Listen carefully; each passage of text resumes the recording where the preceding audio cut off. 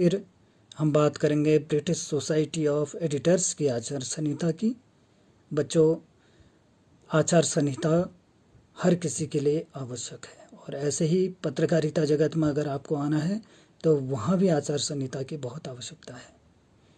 आपको मैं British society of editors की आचार संहिता बताता हूँ कि आपको सच्चाई का पालन करना है। सच्चाई के साथ आप किसी भी खबर को देंगे।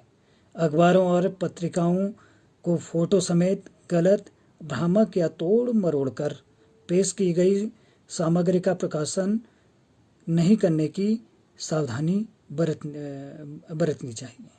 पत्र पत्रिकाओं को जैसे ही पता चले कि एक गलत खबर या भ्रामक बयान या तोड़ मरोड़ कर पेश की गई रिपोर्ट का प्रकाशन हुआ है तो तत्काल उस भूल को सुधारना चाहिए। ठीक है। और पत्र पत्रिकाओं को आवश्यकता पड़ने पर भूल के लिए माफ़ी मांगने पर संकोच नहीं करना चाहिए। पत्र पत्रिकाएं अपने तेवर निर्धारित करने के लिए स्वतंत्र है, लेकिन उन्हें टिप्पणियां, अटकलबाजी और तथ्य के बीच स्पष्ट अंतर प्रदर्शित करना चाहिए। पत्र पत्रिकाओं को मानहानि के मामलों में फैसले को निष्पक्षता के साथ सही प्रकाशित करना चाहिए। एक ही पक्ष को न लिखें और दोनों पक्षों को इसमें लिखा जाना चाहिए। जवाब का अवसर देना चाहिए। पत्र पत्रिकाओं को चाहिए कि किसी व्यक्ति या किसी व्यक्तियों के समूह या संगठन को गलत तथ्य प्रकाशित होने पर इसका जवाब देने का पर्याप्त अवसर देना चाहिए। गोपनीयता बरतनी चाहिए। नया पॉइंट है कि गोपनीयता अगर नहीं बरतेंगे तो उससे किसी सूचना देने वाले को हानि हो सकती है और जो समाचार पत्र है उसकी गरिमा को भी ठेस पहुंच सकती है। प्रत्येक व्यक्ति को अपने निजी और पारिवारिक जीवन, घर, स्वास्थ्य और पत्राचार के सम्मान का हक है।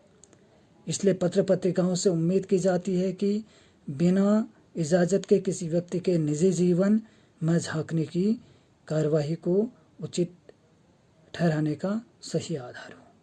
बिना इजाज़त के जो अत्याधुनिक जो कैमरे हैं उससे किसी व्यक्ति के निजी जीवन में झांकने के लिए या किसी निजी स्थलों की तस्वीरें खींचने की कार्रवाई को, निजी चीज़ों को नहीं दिया जाना चाहिए। ऐसा काम नहीं करना चाहिए और उत्पीड़न बिल्कुल ठीक नहीं है। पत्रकारों और छायाकारों को डरा धमकाकर उत्पीड़न करना गलत है और दबाव डालकर उनसे काम न लें। यदि फ़ोटो खींचनी चाहिए और न इसका प्रयास करना चाहिए, आप ध्यान में रखें। और शोक या सदमे में खलल न डालना है कि कहीं पर शोक और सदमे में से जुड़े हुए जो मामले हैं पत्रकारों को सहानुभूतिपूर्वक जानकारी इकट्ठी कर लेनी चाहिए। आजकल आपको एक उदाहरण बताता हूँ कि जब कहीं पर कोई व्यक्ति शहीद हो रहा है तो हम जाकर उसके माँ बापों से ज़बरदस्ती उनका इंटरव्यू ले लेते हैं और ऐसे सवाल उनसे कर लेते हैं कि जिससे कि सदमा बढ़ सकता है, इसमें किसी को नुकसान हो सकता है। तो ऐसा कतई ना करें और वहाँ पर आपको सहानुभूतिपूर्वक जानकारी इकट्ठी करनी है। इस चीज़ का आप ध्यान में रखें। और बच्चों को अनावश्यक हस्तक्षेप के बिना स्कूल में अपना पूरा समय बिताने की आज़ादी दी जानी चाहिए। बिना इजाज़त के बच्चों या बच्चों के कल्याण या इसी तरह के मामले या 16 वर्ष से कम उम्र के बच्चों का न तो साक्षात्कार लिया जाना चाहिए न उनकी फ़ोटो खींचनी चाहिए। ये गलत है। और पत्रकारों और छायाकारों को स्कूल प्रशासन की इजाज़त के बिना स्कूल परिसर में छात्र छात्राओं से न तो साक्षात्कार लेना चाहिए न उनकी तस्वीरों को खींचना चाहिए। पत्र पत्रिकाओं को बच्चों के कल्याण से जुड़े प्रश्न पूछने के लिए धन का भुगतान तब तक नहीं करना चाहिए जब तक यह उनके हितों में नहीं हो। इसी तरह ऐसे मामलों में बच्चों के अभिभावकों को भी धन का भुगतान नहीं किया जाना चाहिए। पत्र पत्रिका यदि ख्याति, कुख्याति या अभिभावक के ओहदे के आधार के अलावा अन्य कारणों से किसी बच्चे की निजी जिंदगी पर रिपोर्ट प्रकाशित करती है तो उनके पास इसका उचित कारण होना चाहिए। सेक्स से जुड़े हुए मामले में बच्चे का उत्पीड़न ठीक नहीं है। 16 वर्ष से कम उम्र के बच्चों की पहचान उजागर नहीं करनी चाहिए। प्रेस को उस स्थिति में भी और सावधानी बरतनी चाहिए जिनमें बच्चों की पहचान सार्वजनिक करने पर पाबंदी लागू न हो। बच्चों के खिलाफ सेक्स अपराधों से जुड़े मामले को किसी भी रिपोर्ट में बच्चों की पहचान सार्वजनिक नहीं की जानी चाहिए। वयस्कों की पहचान सार्वजनिक की जा सकती है। जिन मामलों में पीड़ित बच्चों की पहचान सार्वजनिक हो गई है उन मामलों में भी गलत शब्दों का इस्तेमाल नहीं किया जाना चाहिए। पत्र पत्रिकाओं को इस बात की सावधानी बरतनी चाहिए कि इस तरह के मामलों की रिपोर्टों में आरोपी और बच्चों के बीच संबंध उजागर न हो।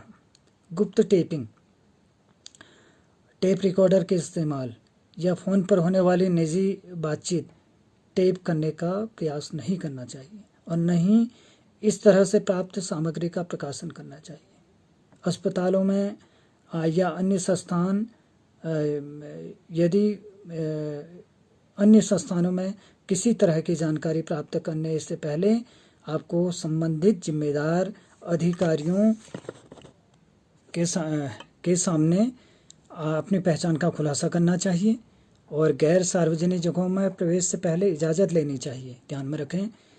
और अपराध की रिपोर्टिंग करते वक्त आपको क्या करना है कि किसी को दोषी करार नहीं देना है और बिना रिश्तेदारों और मित्रों की अनुमति के बिना पहचान सार्वजनिक करने से बचना चाहिए। गलत तथ्यों का प्रकाशन नहीं करना चाहिए। सेक्स हमले से पीड़ित व्यक्ति की पहचान और या उससे सहायक वस्तुओं को शामिल प्रकाशन नहीं किया जाना चाहिए। ध्यान में रखें कि और जो भेदभाव वाली जो खबरें होती हैं जैसे नस्ल, रंग, धर्म, सेक्स या किसी शारीरिक या मानसिक बीमारी या विकलांगता पर भेदभावपूर्ण या निंदात्मक टिप्पणी से बचना चाहिए। प्रेस को किसी व्यक्ति की नस्ल, धर्म, रंग, जाति, शारीरिक या मानसिक विकलांगता का ब्यौरा प्रकाशित करने से तब तक बचना चाहिए जब तक यह रिपोर्ट के लिए बिल्कुल आवश्यक और प्रासंगिक न हो। और उसके बाद आएगा आर्थिक पत्रकारिता। जब हम करते हैं तो पत्रकारों को अपनी रिपोर्ट के प्रकाशन से पहले प्राप्त वित्तीय सूचनाओं का इस्तेमाल अपने लाभ के लिए नहीं करना चाहिए। आर्थिक पत्रकारों को किसी और के समक्ष भी प्रकाशन से पहले इन सूचनाओं का खुलासा नहीं करना चाहिए। विश्वस्त सूत्रों की रक्षा करना आपका धर्म होना चाहिए। लेखों के लिए भुगतान जो नहीं यह है कि जो लेख हमें प्राप्त हो रहे हैं उनका भुगतान हमें क्या करना है, नहीं करना है कि एजेंट के रूप में हमें काम नहीं करना है। यह पत्रकारों के लिए सुनिश्चित करने के लिए हर संभव कदम उठाना चाहिए कि सौदेबाजी न हो। और जनहित का क्योंकि ये मामला है और सूचना इकट्ठा करना हमारा अधिकार है तो हम सूचना इकट्ठा करें और इस एवज में नहीं कि हम पैसा देकर समाचारों को इकट्ठा कर रहे हैं, वो बिल्कुल गलत है। जनहित के लिए हमें काम करना है, जनहित के मुद्दों को हमें उठाना है और जनहित में यदि कोई अपराध हुए हैं तो उनको उनकी तह पर जाकर पर्दाफाश करना है। जनता के स्वास्थ्य की सुरक्षा करनी है और उसके स्वास्थ्य का ध्यान रखना है। किसी भी आम जनता को बरगलाने की आपको ज़रूरत है नहीं और बच्चों के हितों को सर्वोच्च रखना है। अभिव्यक्ति की आज़ादी से भी जनहित जुड़ा है, इसलिए आयोग पत्र पत्रिकाओं द्वारा प्रकाशित सामग्री पर गौर कर सकता है। इस चीज़ का आपको ध्यान में रखना है। और इस तरह जो पत्रकारों की आचार संहिता है वो लगभग कोर्स पूरा हो चुका है बच्चों। आगे किसी अन्य विषय पर हम बात रखेंगे। नमस्कार।